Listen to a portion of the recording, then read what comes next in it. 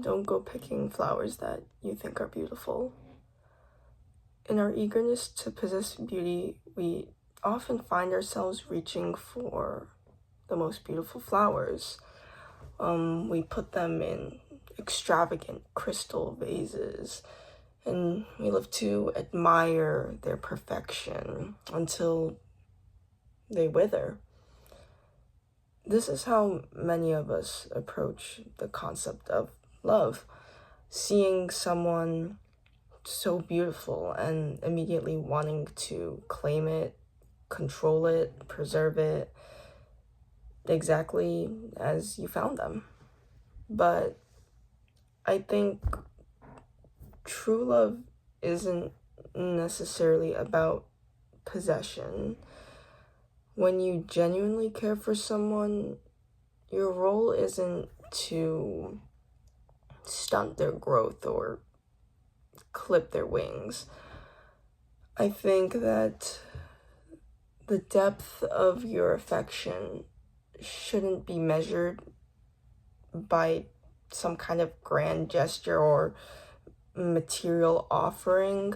I think, though it's easy to fall into this trap, we've been conditioned to believe that love is proven through these extravagant gestures, such as gifts or elaborate displays or just constant demonstrations of deep, deep devotion.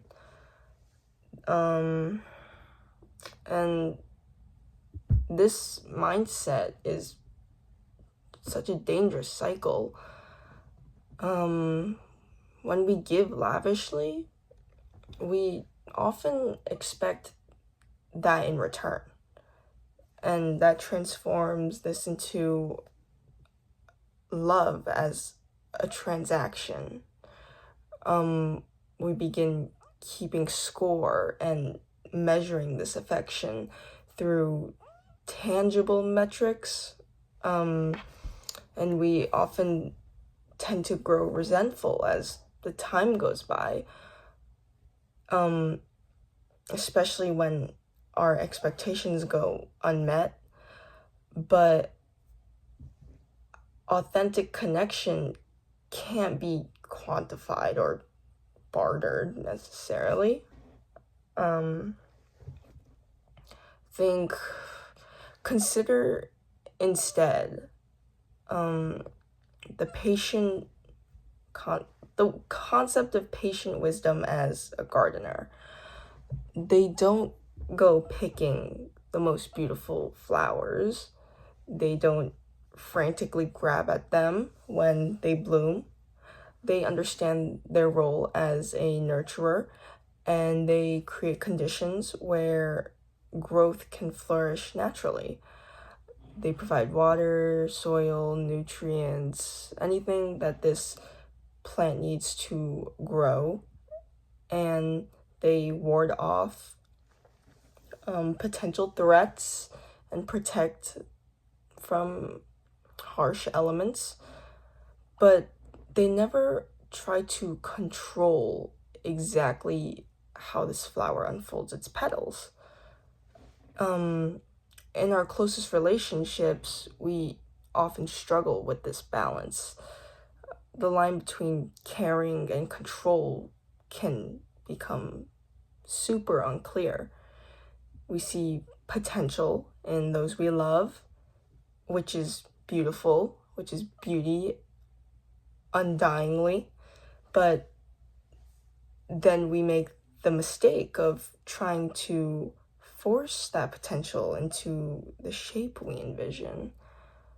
We get frustrated when people we care about make choices to form differently than how we anticipated, I suppose. Or just different than what we would choose for them. I think real love requires a more profound letting go. And I know people hear that a lot, like love means letting go, but it's not just that. I think it's also creating a space for these individuals to grow in their own direction, at their own pace,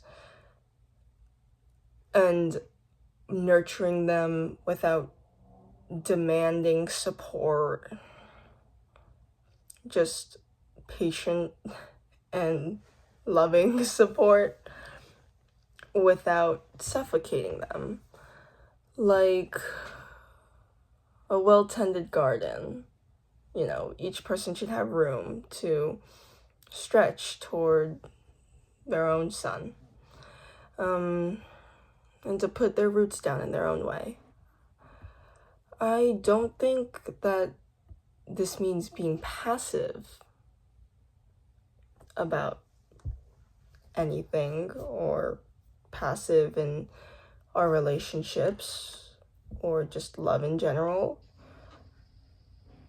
But I think it calls for a more sophisticated means of being there, a more sophisticated means of caring, one that balances active support while also respecting the individual's autonomy.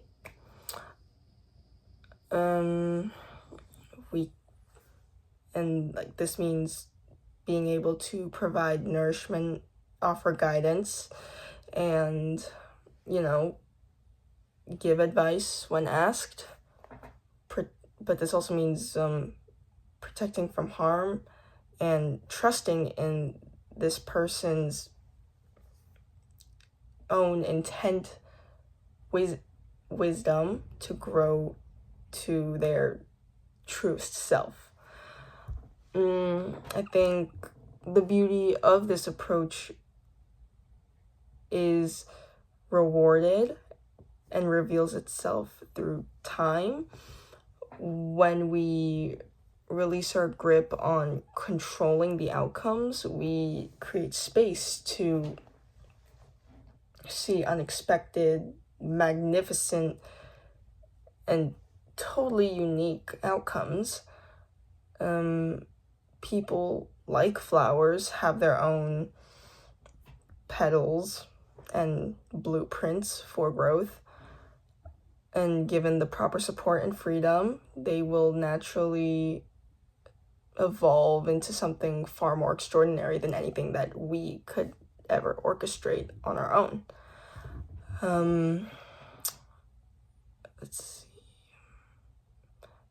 Our garden of love should be wild and diverse, not confined to the ideas of our own mind.